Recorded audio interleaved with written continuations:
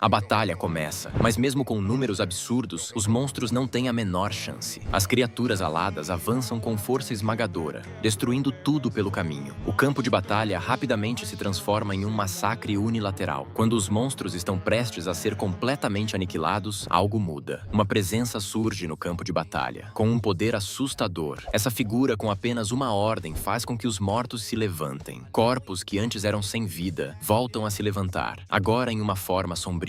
Naquele momento, Jin-Woo entende. Aquele ser é o monarca das sombras. Com uma segunda chance de lutar, o exército de monstros volta ao campo de batalha. O que antes era apenas um massacre se transforma em uma guerra de verdade. Uma verdadeira guerra santa. Tudo muda por causa de um único ser. O monarca das sombras avança contra os inimigos, destruindo cada oponente sem qualquer piedade. Onde ele passa, a batalha muda de direção. Através do poder das sombras, os monstros continuam se levantando e retornando à luta. A maré da guerra começa a virar. Por onde aquele ser passa, parece que uma tempestade de morte tomou conta do campo de batalha. O exército prateado começa a recuar. A vitória parece inevitável. Mas então, eles aparecem. Do lado de fora da sala onde Jin-Woo está, vários caçadores finalmente chegam ao local. Assim que se aproximam da entrada, todos sentem algo esmagador vindo de dentro da sala. Uma presença absurdamente poderosa. Jin-Chul lembra das palavras de Jin-Woo, de quando ele disse que não foi responsável por fechar a outra dungeon dupla. Agora ele se pergunta por que Jin-Woo voltou para aquele lugar. Quando os caçadores entram na sala, encontram somente destruição. Então uma voz ecoa pelo local. A voz diz que nenhum humano foi convidado para aquele lugar. Os caçadores ficam assustados. Eles não conseguem entender como um monstro pode falar perfeitamente o idioma humano. O arquiteto então manda todos ficarem em silêncio, dizendo que eles podem acabar interrompendo o sono do rei. Atrás dele está Sung Jin-Woo, imóvel, de pé, como se estivesse dormindo. Um dos caçadores pergunta o que Jin-Woo está fazendo ali.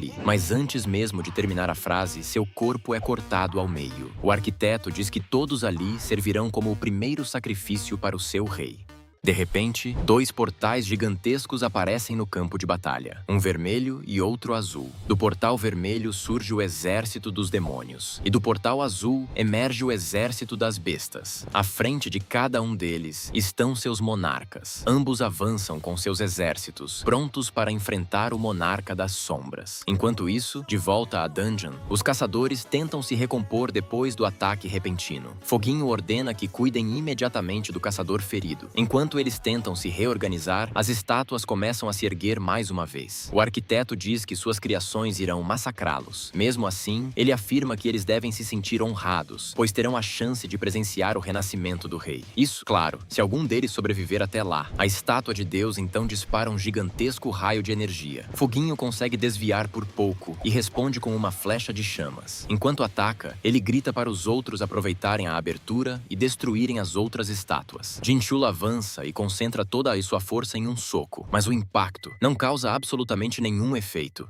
Foguinho ataca novamente para dar tempo de Jin-Chul recuar. Ele percebe então que aquelas estátuas não são criaturas comuns. Mesmo o ataque de um caçador Rank S não foi capaz de sequer arranhá-las. Pior ainda, nenhuma das habilidades dos outros caçadores parece funcionar contra elas. Foguinho começa a se perguntar se existe alguma maneira de vencer aquilo. Então percebe que talvez exista apenas uma opção: acordar Jin-Woo. Ele acredita que essa é a única chance de todos sobreviverem. Sem perder tempo, Foguinho dispara um ataque em direção a Jin-Woo, tentando despertá-lo. Mas o arquiteto aparece e bloqueia o golpe, e diz que um simples humano não tem o direito de interromper o descanso do rei. Quando o arquiteto se prepara para atacar Foguinho, os outros caçadores se colocam na frente para protegê-lo. Enquanto eles tentam distrair a estátua, Cha Hai-in corre em direção a Jin-Woo, tentando alcançá-lo. Dentro da mente de Jin-Woo, ele continua vendo as memórias daquela guerra. Sombras e monstros lutando entre si. Mesmo com tantos adversários, o exército das sombras parece invencível. Jin-Woo percebe algo importante. O monarca das sombras nunca esteve ao lado dos monstros. Depois que a batalha termina, o monarca das sombras se aproxima de um dos inimigos derrotados. Ele diz que, aparentemente, aquele é o fim da guerra. Então pergunta por que eles o traíram. O demônio derrotado responde que aquela era a chance perfeita de acabar com ele. O monarca das sombras volta a perguntar por que eles fizeram aquilo. O demônio então começa a rir e passa a falar em tem uma língua estranha, que faz com que o monarca das sombras o agarre pelo pescoço e esmaga seu crânio. De repente, ele solta o corpo e parece confuso. Ele olha ao redor e se pergunta por que está ali. Nesse momento, Jin-Woo entende algo. O monarca das sombras era ele. Ele também percebe outra coisa estranha, dentro de seu peito. Um segundo coração. E então, no céu, o exército prateado aparece novamente. No mesmo instante, uma mensagem surge diante dele. As memórias do mundo perdido foram completamente lidas. O arquiteto observa Cha Hai-in e diz que ela é muito interessante. Ele afirma que gostaria de ver até onde ela consegue ir tentando atrapalhar seus planos e manda que ela dê tudo de si para impedi-lo. Logo em seguida, ele ataca e corta um dos braços da caçadora. O arquiteto pergunta se aquilo já acabou. Diz que os humanos são extremamente irritantes. Não importa o que façam ou o quanto tentem, o resultado sempre será o mesmo. Para ele, todas aquelas ações são triviais e inúteis. Humanos nunca conseguem superar suas expectativas. Foguinho parte para o ataque e grita que eles precisam acordar Jin-Woo. Mesmo com o braço ferido, Hai-in tenta avançar novamente. O arquiteto tenta agarrá-la, mas ela consegue desviar. Quando ele olha novamente para ela, percebe algo estranho. Ao lado de Hai-in existe uma sombra. O arquiteto diz que aquilo não deveria ser possível. De acordo com as regras daquele salão, ninguém que esteja ali pode entrar ou sair. E pergunta como ela conseguiu chegar até ali e qual é a relação dela com Jin-Woo. Sem hesitar, Hai-in responde que é a mulher dele e que veio salvá-lo. O arquiteto diz que se é assim, aquilo deve ser a vontade do rei. Ele diz que vai dar uma chance a ela e que em breve o grande monarca chegará a esse mundo e que permitirá que ela presencie esse momento. Mas os amigos dela não terão a mesma sorte. Nesse instante, uma voz surge perguntando quem foi que decidiu aquilo. Logo em seguida, um soco acerta o arquiteto e destrói completamente o rosto da estátua. Jin-Woo aparece, pisa sobre a estátua e pergunta o que ele fez com o seu corpo.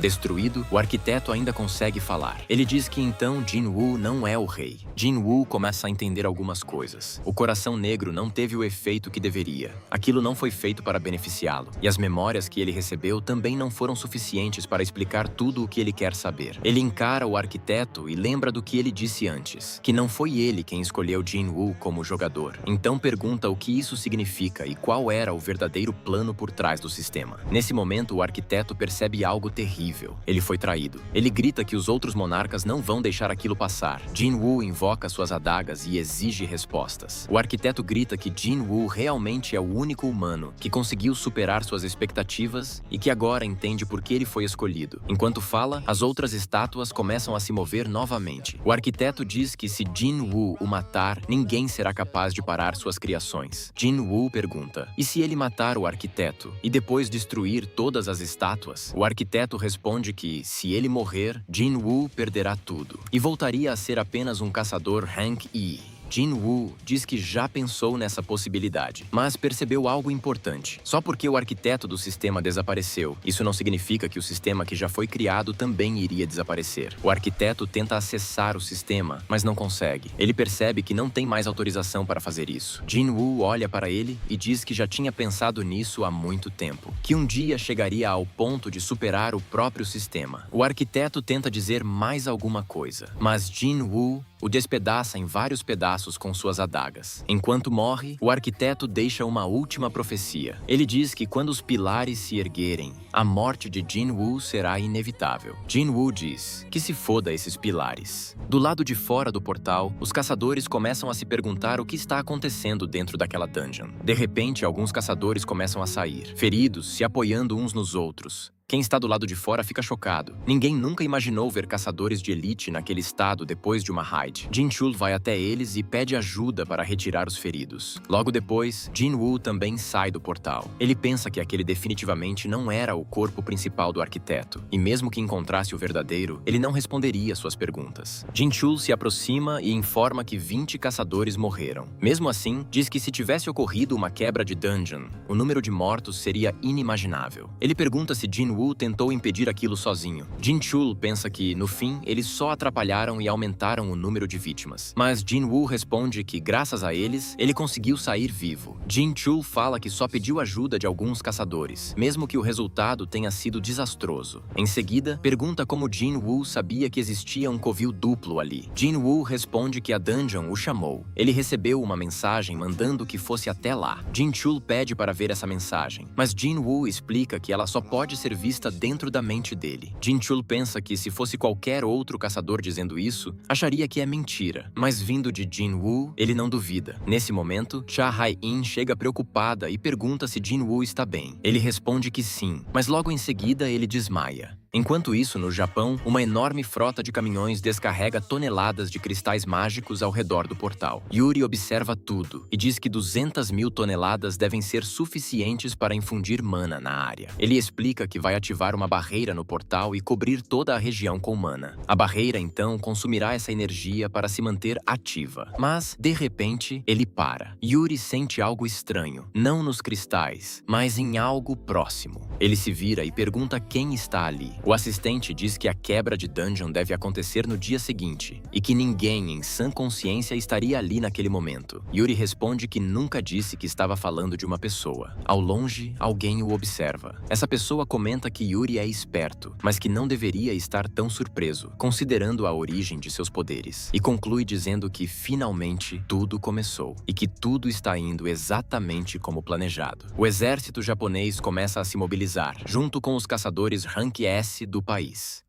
Uma das caçadoras questiona por que eles estão ali, já que armas modernas não fazem efeito contra monstros. Outro responde que, caso Yuri fale, eles precisam ganhar tempo até que os caçadores se preparem. Ela pergunta se isso significa que eles são apenas escudos humanos. Ele responde que estão todos na linha de frente juntos, e que isso só mostra o quão frágeis os humanos são diante de um desastre daquele nível. Após toda a preparação, Yuri caminha em direção ao portal com confiança. Ele diz que do jeito que as coisas estão, conseguiria fechar aquele portal sozinho. Pega uma garrafa e comenta que não pode ser egoísta, já que há outros caçadores ali para ajudar. Ele pergunta quantos caçadores Rank S estão de prontidão. O assistente responde que são 15. Yuri considera pouco e pergunta o que os Estados Unidos estão fazendo. O assistente responde que lá também surgiu um portal Rank S, assim como em várias outras partes do mundo ao mesmo tempo. Yuri então entende. O mundo inteiro está com falta de força para lidar com aquilo. Nesse exato momento, o portal começa a se abrir. De volta à Coreia,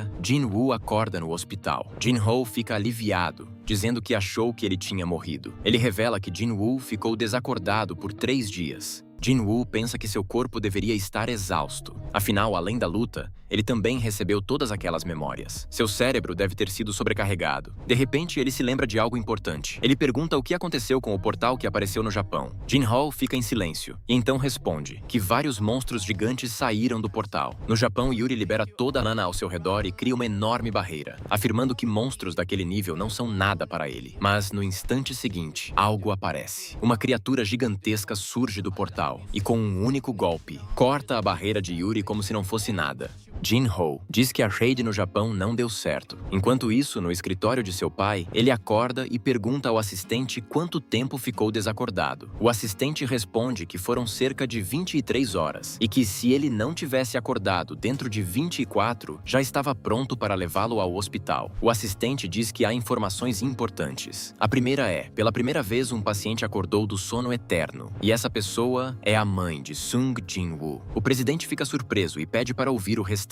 O assistente diz que há alguém esperando para vê-lo e abre a porta. Enquanto isso, no Japão, Yuri é engolido pelo monstro gigante. O exército japonês inicia o ataque. Tanques disparam, caças cruzam o céu, tudo para criar distrações e dar alguma chance aos caçadores. Uma caçadora tenta mirar nos olhos da criatura, mas mesmo com aquele tamanho, o monstro é incrivelmente rápido. No alto, helicópteros transmitem tudo ao vivo. A mídia descreve a cena como um verdadeiro inferno na Terra. O mundo inteiro assiste, esperando para ver como aquilo será contido. Jin-Woo, vendo a situação, pensa que aquilo está se tornando igual ao desastre da ilha Jeju. Se continuar assim, não será só o Japão. Todo o continente estará em perigo. Ele percebe que precisa agir, mas então, sua irmã grita do quarto pedindo para ele não ir. Ela ainda está traumatizada pelo que aconteceu na escola. Jin-Woo diz que não vai. Fala que já trabalhou demais e que vai tirar um descanso. Pede para ela não se preocupar. Depois disso, ele sai de casa e se senta sozinho em uma praça. Ele invoca Beru e pergunta se ele ficou assistindo novela enquanto vigiava sua sua irmã. Beru nem precisa responder. Jin-woo pergunta como ela está. Beru diz que tudo está normal, que ela tem dormido bem todos os dias. Ele pensa que aquela foi a primeira vez que sua irmã tentou impedi-lo de ir para uma ride. E agora ele se pergunta, o que deve fazer? De repente, um carro se aproxima. Em um prédio, Jin-woo encontra o presidente Yoo Myung-han. O homem se apresenta formalmente e mostra um cheque. Ele diz que não acredita que dinheiro possa comprar tudo, principalmente quando se trata de um caçador Rank S, mas espera que aquilo sirva ao menos como prova de sua sinceridade. Jin-woo percebe que aquela conversa não pode sair dali, então pergunta o que ele quer comprar. O presidente revela que tem a mesma doença que a mãe de Jin-woo tinha. Jin-woo pergunta se Jin-ho já sabe disso. O presidente responde que apenas 3 pessoas sabiam.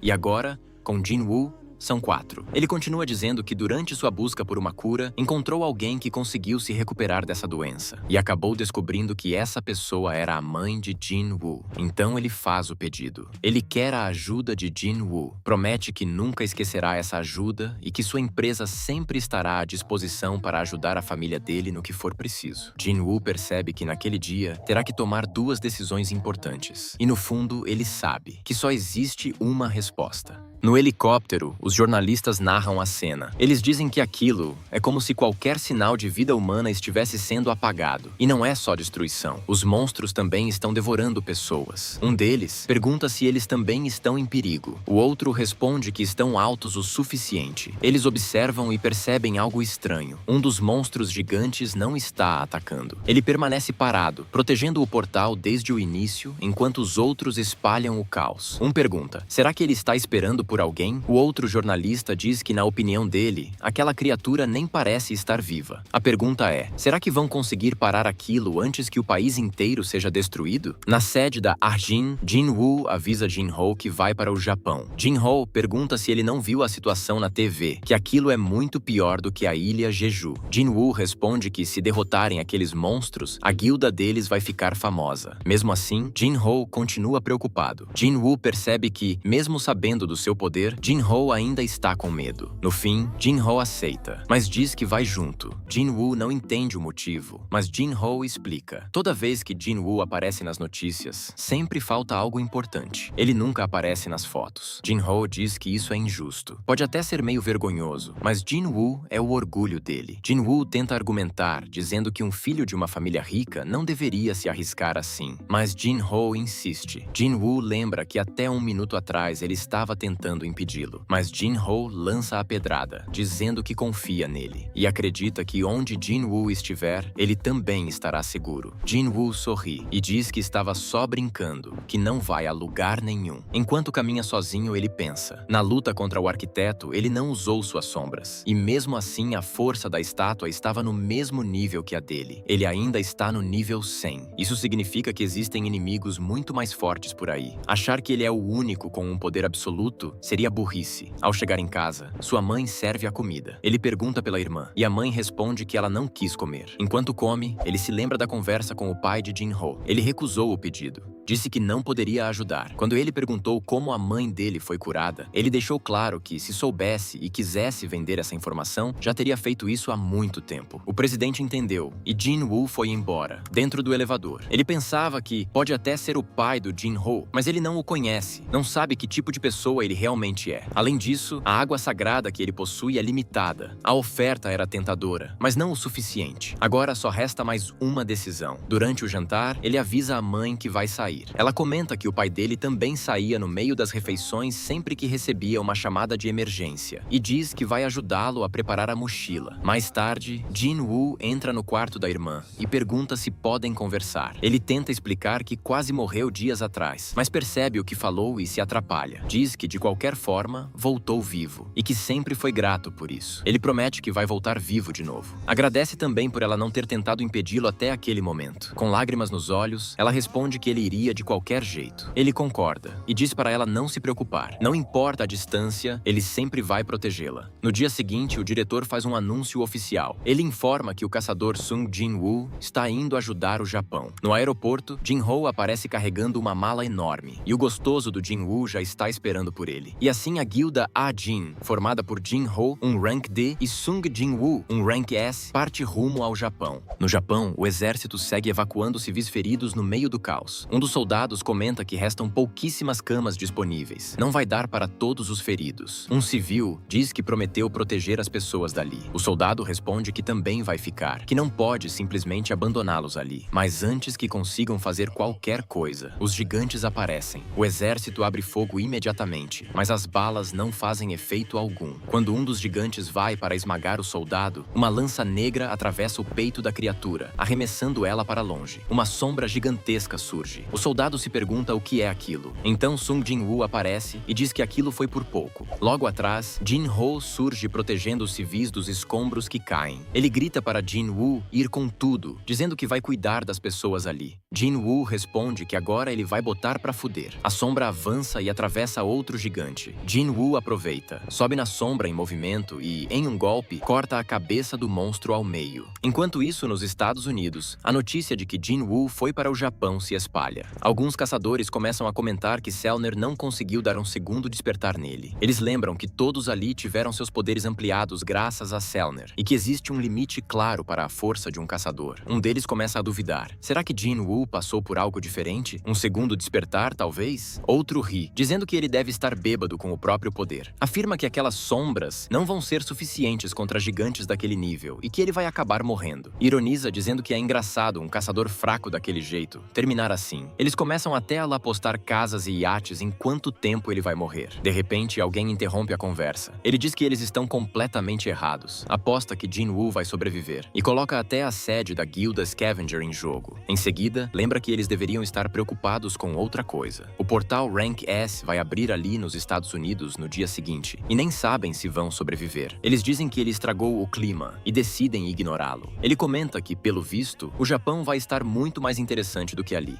De volta ao Japão, a cidade está completamente destruída. Helicópteros continuam transmitindo tudo ao vivo. Os jornalistas narram que algo inacreditável está acontecendo. As invocações de Jin-woo estão devorando os gigantes. Sombras dilaceram monstros vivos diante das câmeras. Uma criança corre desesperada, sendo perseguida por um gigante. No último segundo, o braço da criatura é cortado por Ygritte, que aparece e segura a criança. Logo depois, Tank surge do alto e destrói completamente a cabeça do gigante com um único golpe.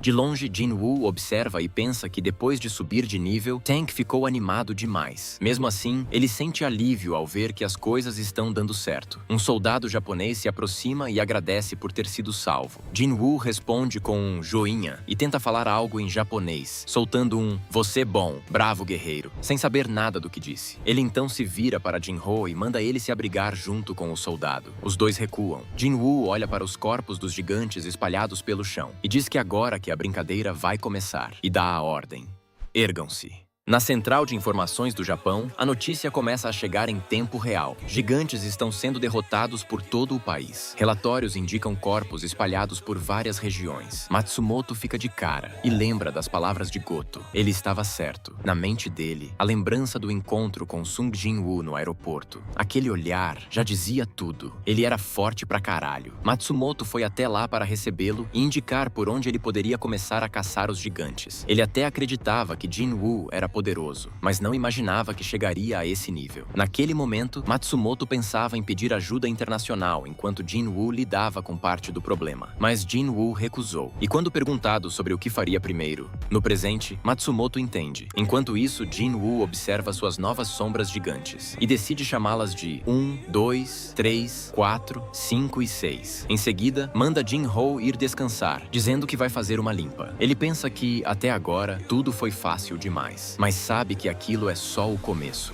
As sombras que ele espalhou por todo o Japão estão ajudando os caçadores em várias frentes. Com isso, o resultado parece inevitável. Os gigantes não têm chances nenhuma contra a regeneração das sombras. Mas havia um problema. Enquanto aquela quebra de dungeon acontecia, outras dungeons próximas também começaram a se romper. O caos se espalhou pelo Japão inteiro. Além dos gigantes, outros monstros surgiram, obrigando evacuações e batalhas constantes pelas cidades. 7 dias depois, Tóquio está completamente destruída. A assistente se aproxima e Jin-Woo pergunta se ainda há caçadores por perto. Ela responde que não. Não há mais ninguém na cidade além deles. Os danos são imensuráveis. Dos gigantes que surgiram, alguns fugiram para outras regiões. 16 caçadores Rank S foram enviados como reforço, divididos em 6 equipes. Mesmo assim, 3 deles morreram. Pela forma como os gigantes lutam, cada um deles é mais forte que o boss de um portal Rank A. Jin-Woo pensa que, se 3 caçadores desse nível morreram, então incontáveis caçadores mais fracos também devem ter perdido a vida. A assistente continua. Foram 31 gigantes no total, e um deles está seguindo em direção à China. Eles não tinham poder suficiente para proteger todo o Japão, mas graças a Jin-Woo, quase todos foram eliminados. Os poucos que restam estão sendo caçados pelas sombras. Jin-Woo agradece as informações e conclui. Então só resta um. Ele observa a cidade destruída. Aquela visão parece estranhamente familiar. Lembra o castelo demoníaco. Se aquela cidade tinha alguma ligação com o sistema, o que exatamente o arquiteto queria dizer? Agora que ele foi derrotado, nada aconteceu. O verdadeiro corpo dele provavelmente já foi destruído. Mas mesmo assim, Jin-Woo sente que ainda não entendeu tudo. Se o que viu no castelo demoníaco era uma pista, então ele passou todo esse tempo ficando mais forte justamente para impedir algo maior. Ele sempre buscou poder ilimitado. Ele se vira e diz que vai começar. A assistente avisa que os outros caçadores ainda não chegaram, mas Jin-Woo responde que todos já estão ali. Enquanto isso, em outra parte, caçadores japoneses conseguem derrotar um gigante e percebem algo curioso. Ele voltou para Tóquio depois de deixar vários gigantes à beira da morte, como se estivesse deixando a bagunça para eles arrumarem. Todas as sombras começam a se reunir, junto aos novos gigantes transformados em soldados. Um exército colossal de sombras toma forma. Do alto, Beru surge com sua foda presença. Jin-Woo elogia o trabalho de todos eles. Em seguida, manda Jin-Ho e a assistente se afastarem. Ele levanta a mão. Os corpos dos gigantes caídos começam a se transformar, agora em sombras. Jin-Woo olha para seu exército e dá a ordem final. Avancem. Com a ordem dada, o mar de sombras avança. Milhares de soldados se movem como um só, marchando em direção ao portal onde está o último gigante. Então ele se levanta. Com um único golpe, o gigante corta o exército sombrio ao meio. Jin-Woo diz que a força daquele ser é absurda. A mana que ele emite é tão intensa que faz até Jin-Woo pensar em recuar. Como algo assim pode existir? Nessa situação, só existem 2 opções: fugir ou cortar o mal pela raiz. As sombras gigantes avançam, mas são destruídas sem dificuldade. As formigas sombrias tentam devorá-lo, mas também são esmagadas. Beru ruge, pronto para atacar, mas Jin-Woo levanta a mão e o impede. Ainda não. Aquilo já fazia parte do plano. Jin-Woo sabe que precisa entender o inimigo. Ele tem mana suficiente para sustentar aquilo. Precisa que suas sombras ataquem, para descobrir a fraqueza do gigante. Enquanto isso, o monstro continua esmagando sombra após sombra. Jin-Woo então percebe. O gigante usa sua própria mana como uma armadura, por isso quase não se defende. Ele simplesmente não precisa, mas há uma falha. Ele desviou de um ataque. Isso significa que existe algo que pode feri-lo. Jin-Woo invoca Kai-Cell e chama seus generais. Beru dispara como um míssil em direção ao gigante, que desvia. Igris avança montado em Kai-Cell e dispara sua magia raios, forçando o gigante a se mover novamente. O monstro contra-ataca. Igris aproveita a abertura, escala o braço do gigante e ataca de perto. O monstro bloqueia com a mão, e nesse instante, Jin-Woo surge, no meio do ataque, e acerta o olho do gigante. Beru aproveita a brecha e rasga o corpo da criatura com suas garras. Jin-Woo invoca todas as suas adagas e começa a destruir o rosto do monstro golpe após golpe. De longe, Jin-Ho e a assistente observam. Aquilo não é uma luta entre um caçador e um monstro. É uma batalha entre monstros. Jin-Woo então ativa seu golpe vital e atravessa o olho do gigante, e grita por Beru, que entra no olho do gigante. Por dentro, ele começa a dilacerar o gigante. Por fora, Jin-Woo continua atacando sem parar, combinando seus golpes com a destruição interna causada por Beru, por dentro e por fora, sem chance de recuperação. Até que, finalmente, o gigante cai. Após derrotar o gigante, Jin-Woo sobe vários níveis de uma vez. De longe, Jin-Ho grita animado, dizendo que sempre acreditou que ele conseguiria derrotar o boss. Mas Jin-Woo percebe algo estranho. A mensagem não dizia que ele derrotou o boss da dungeon. Isso só pode significar uma coisa: a raid ainda não acabou. Ele tenta extrair a sombra do gigante, mas nada acontece. Jin-Woo faz um gesto na direção de Jin-Ho, mas logo percebe que era só Beru saindo de dentro do corpo do monstro. Mesmo com aquele gigante morto, Jin-Woo não consegue conseguiu sentir a presença de Beru. De repente, uma explosão mágica gigantesca acontece. Jinwoo se vira, preocupado com Jinho, mas Ygritte já está protegendo ele. Então Jinwoo olha para o portal e vê que ele está absorvendo a mana do gigante morto. Uma quantidade tão monstruosa que consegue até arranhar seu rosto. Ele olha para Jinho e diz que vai verificar o que tem lá dentro. E então entra no portal. Do outro lado, ele encontra um corredor enorme. Beru aparece ao seu lado e pergunta se ele também ouviu aquilo. Jinwoo confirma, uma risada, e decide ver de qual é. Uma voz começa a ecoar, rindo de forma desesperada, como se estivesse achando tudo aquilo extremamente divertido. Ele grita chamando os governantes, dizendo para virem ver quem finalmente o encontrou. Ele pede para Jinwoo libertá-lo das correntes. Diz que sabe qual é o plano dos soberanos e que eles precisam avisar os outros monarcas. Mas de repente, ele para e diz que não o reconhece. Jinwoo pergunta quem são esses governantes que o deixaram acorrentado ali. O gigante responde que eles o estavam usando como uma espécie de alicerce para iniciar uma guerra. Pela primeira vez, Jinwoo percebe algo diferente, um monstro, explicando sua própria origem. Ele então pergunta quem caralho são esses governantes. O gigante responde que eles são os maiores inimigos dos monarcas. Jinwoo pensa que então existem mais inimigos além dos monstros. Ele diz que se os governantes o prenderam ali, então isso quer dizer, o gigante confirma. Ele também é um monarca e vai além. Diz que tanto os monarcas quanto os governantes estão atrás de Jinwoo e que no nível atual, ele ainda não tem poder suficiente para enfrentar todos eles. Ele vai precisar de mais influência, mais poder. O gigante então faz uma proposta. Se Jinwoo o libertar, ele vai ajudá-lo. Jinwoo pergunta por que um monstro ajudaria um humano. Ele não acredita nisso nem fudendo. O gigante então diz que pode provar. Começa a recitar palavras estranhas. Jinwoo se prepara para atacar. Mas então, uma notificação aparece. Um juramento mútuo. Ambos não podem mentir. Jinwoo pensa e aceita. O gigante repete a promessa. Se for libertado, vai ajudá-lo. Jinwoo diz que tudo bem, que vai libertá-lo. Mas, para no meio da frase, o juramento o impede de mentir. O gigante diz que, enquanto o pacto estiver ativo, nenhuma mentira é possível. Jinwoo pergunta por que ele consegue falar normalmente, diferente dos outros monstros. O gigante pergunta, monstros? Jinwoo explica, os que saem dos portais. O gigante ri, diz que Jinwoo está confundindo tudo. Aquelas criaturas são apenas cidadãos do caos, fugitivos. Eles foram capturados pelos governantes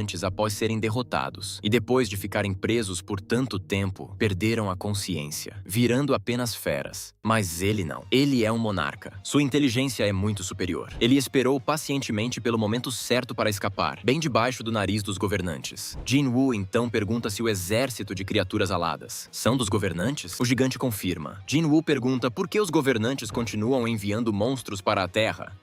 O gigante começa a rir. O gigante começa a explicar que, como já havia dito, os governantes estão se preparando para uma guerra, e para isso estão mudando esse mundo. Jinwoo não entende e pergunta como enviar monstros para a Terra ajudaria em algo. O gigante responde que eles estão injetando mana no mundo. Os monstros que saem dos portais são vistos como desastres, mas a mana que vem com eles é uma bênção. Pedras mágicas, itens raros e poder. Ainda assim, isso não é tudo, pois a melhor forma de criar poder onde antes não existia é usando o sangue daqueles que já possuem esse poder. E por isso, os governantes utilizam prisioneiros. A cada batalha, a concentração de mana aumenta, como uma flor que cresce regada com sangue. E o objetivo final disso tudo é criar um mundo forte o suficiente para não ser destruído quando a guerra começar. Jinwoo então percebe que tudo isso é apenas preparação para algo muito maior. Uma revanche entre governantes e monarcas. O gigante confirma e ainda diz que o mundo como ele conhece está prestes a se tornar um inferno. E que não há mais muito tempo, pois quando os governantes descobrirem que os dois se encontraram, irão agir imediatamente. E provavelmente um emissário já está a caminho. Jinwoo então pergunta por que estão atrás dele. E o gigante responde que o poder que ele possui não é originalmente dele. O que significa que o verdadeiro dono desse poder traiu os monarcas. E por isso Jinwoo agora é considerado inimigo tanto dos monarcas quanto dos governantes. Mesmo assim, o gigante jura que lutará ao lado dele até o fim e pergunta novamente se ele vai libertá-lo. Jinwoo pergunta por que ele não se torna uma sombra, já que quer tanto ficar ao seu lado. Mas o gigante diz que monarcas e governantes possuem corpos ancestrais e por isso não podem ser transformados em soldados das sombras. Jinwoo continua desconfiado, sentindo que ainda há algo errado, e enquanto caminha ele começa a cortar uma das das correntes e pergunta se ele está do lado dos humanos. O gigante fica em silêncio e Jin-Woo pergunta se ele está hesitando por causa do juramento. Nesse momento, ele percebe um cristal mágico preso na nuca do gigante e diz que mesmo sendo um monarca, ele ainda está sob controle dos governantes, assim como os outros monstros que recebem ordens de matar os humanos. O gigante não responde e parte para o ataque, mas Jin-Woo desvia e diz que agora está claro que não há acordo e que deixá-lo vivo é perigoso demais, então decide matá-lo ali mesmo. O gigante ainda tenta argumentar, dizendo que Jin-Woo está errado, que ele é o verdadeiro desastre e que quanto mais humanos e cidadãos do caos lutarem, mais intensa essa guerra vai se tornar. E deseja que tudo que Jin-Woo quer proteger seja consumido pelas chamas. Jin-Woo responde que isso não vai acontecer e corta a cabeça do gigante. Logo em seguida, a mensagem aparece confirmando que ele derrotou o boss da dungeon, um dos 9 monarcas. Jin-Woo observa o corpo e lamenta não poder transformá-lo em sombra, mas pelo menos fica com a pedra mágica dele. Enquanto isso, em outro lugar, um helicóptero pousa na casa de um caçador de nível nacional, e o vice-presidente junto com Madame Selner descem e pedem para conversar com ele a sós. Já no escritório, o caçador diz de imediato que se for sobre o portal Rank S, ele não vai se envolver. Mas Selner responde que não vieram por isso, e sim porque muito em breve, ele pode acabar sendo assassinado. O caçador, puto, diz que é eternamente grato pelo que Madame Selner fez por ele, mas deixa claro que eles não são amigos a ponto de ela fazer esse tipo de piada. Ele pergunta quem, exatamente, seria capaz de matá-lo. Selner diz que alguns dias atrás teve um sonho com ele, e nesse sonho, ele era cercado por várias pessoas que acabavam o matando. Ele então pergunta se eles vieram até ali só pra falar besteira. Afirma que sabe muito bem quem ela era antes do despertar, já ouviu rumores sobre sua paranormalidade. Diz com confiança que é um caçador de nível nacional. Ninguém pode matá-lo. E mesmo que isso fosse verdade, quem poderia ajudá-lo? Quem protegeria alguém do nível dele? Selner responde que talvez exista alguém. Sung Jin-Woo. Ela diz que ele poderia protegê-lo. Enquanto isso, no Japão, Jin-Woo sai do portal. Ele pensa que fez a escolha certa ao matar o monarca. Mesmo selado, o poder daquela criatura era absurdo. Se tivesse libertado completamente, ele provavelmente teria perdido. E ele só chega a uma conclusão. Ele precisa ficar mais forte, o mais rápido possível.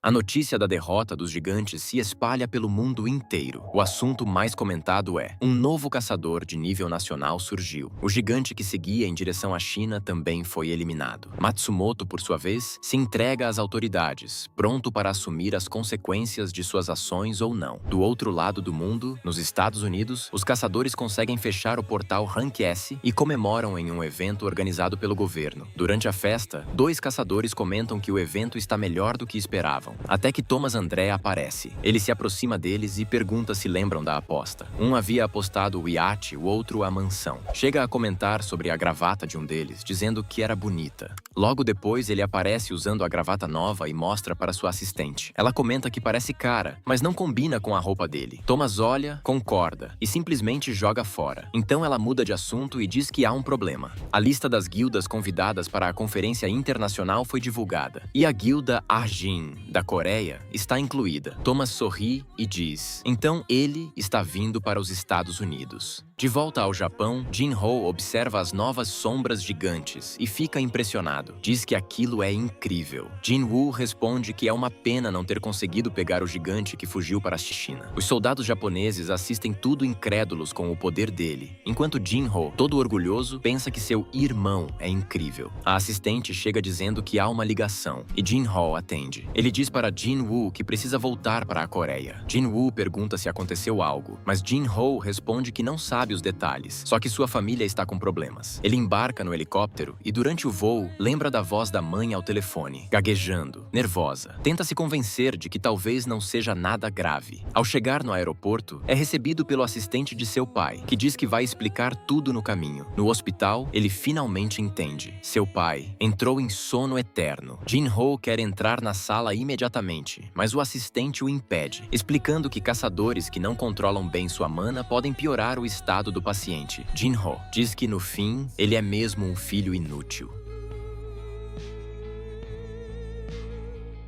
O assistente então entrega um caderno. Diz que era algo em que seu pai estava trabalhando antes de apagar e que guardou para quando ele acordasse. Mas talvez agora seja mais útil para você. Ao abrir, Jin-ho encontra recortes de jornais, notícias sobre ele e sobre Jin-woo. Ele sorri, dizendo que parece que seu pai tinha a mesma mania que ele. O assistente diz que tudo que Jin-ho e sua irmã faziam, cada competição, cada conquista, o pai guardava. Não é que ele não amasse os filhos. Ele apenas tinha expectativas altas demais porque se importava muito. Indo embora, Jin-ho sente algo estranho e olha para trás, mas não vê nada. Então, das sombras, Jin-woo surge. Ele diz que Jin-ho não precisava chorar daquele jeito, porque acabou fazendo ele se sentir culpado. Em seguida, tira uma das águas sagradas. No hospital, Jin-hee chega e vê seu pai acordado. Todos dentro do quarto ficam sem entender o que está acontecendo. Do lado de fora, Jin-woo diz que está longe ainda, mas... Feliz aniversário, Jin-ho. Após isso, Jin-woo diz que já está na hora de voltar ao Japão, mas percebe que sua habilidade de troca de sombras ainda não recarregou. Ele olha o tempo restante. Ainda faltam 2 horas. Pensando no que fazer, até pensa em ir falar com Cha Hae-in, mas muda de ideia e decide procurar algum portal sem boss para passar o tempo. Enquanto isso, na casa do caçador de nível nacional, ele estava dormindo, até sentir algo estranho. Se levanta e vai até o corredor, mas percebe um silêncio absurdo. Pega uma taça de vinho e a joga no chão. Ela se quebra, mas não faz som algum. Ele então pergunta quem está ali. Lembra que o vice-presidente havia deixado um número de emergência e começa a se perguntar se eles já esperavam algo assim. De repente, uma figura aparece na frente dele. Ele olha e sente mais 2 presenças atrás. Então pergunta quem diabos são eles. Um deles responde que lutar pelos humanos não vai levar a nada e o chama de fragmento da luz mais brilhante. O caçador não entende nada e pergunta que língua é aquela. Outro responde que não está falando com ele, e sim com aquilo que está conectado a ele.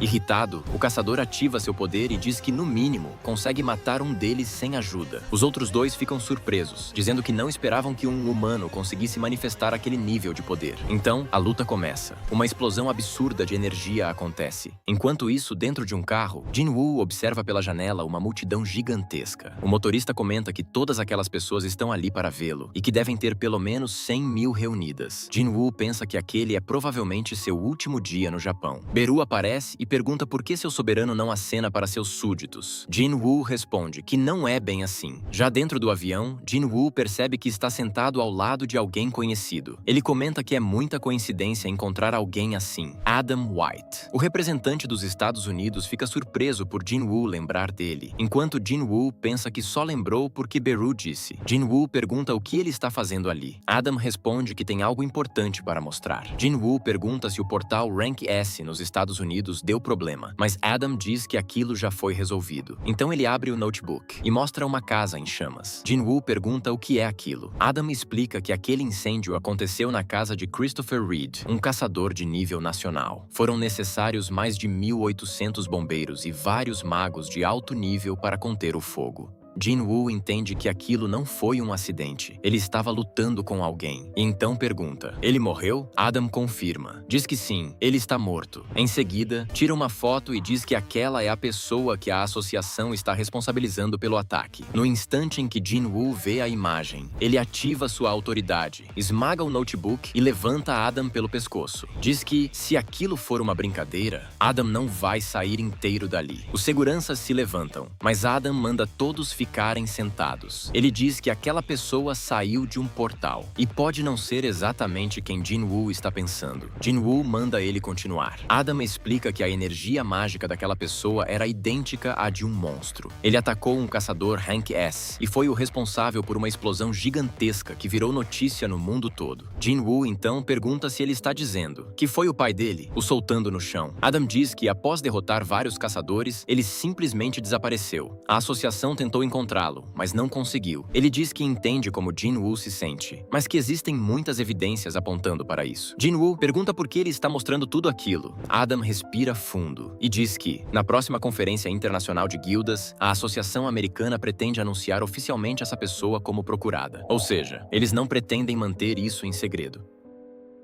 O governo dos Estados Unidos perdeu um recurso valioso nesse incidente, um caçador de nível nacional. Eles vão usar qualquer meio necessário para capturar o culpado. A Associação de Caçadores quer manter uma boa relação com Sung Jin-woo, por isso está o avisando com antecedência. Afinal, seria uma grande surpresa ver o rosto de seu pai desaparecido nos jornais. Jin-woo pensa que seu pai esteve desaparecido pelos últimos 10 anos. Será que ele voltou como um monstro? Um dos seguranças pergunta se Adam está bem. Ele responde que sim, mas fica pensando: que tipo de poder é esse? Na sua mente, apenas caçadores de nível nacional possuem algo assim. Então ele se lembra. O homem à sua frente é praticamente o 6º nível nacional existente. Ele percebe que precisa avisar o diretor o mais rápido possível. A Conferência Internacional de Guildas é um evento onde as maiores guildas do mundo se reúnem para discutir tendências e problemas globais. Quando a Associação Americana anuncia a lista de convidados, um nome causa grande alvoroço: a recém-criada Guilda Arjin. O reconhecimento do poder de Jin-woo pelos Estados Unidos faz com que isso chame atenção no mundo inteiro.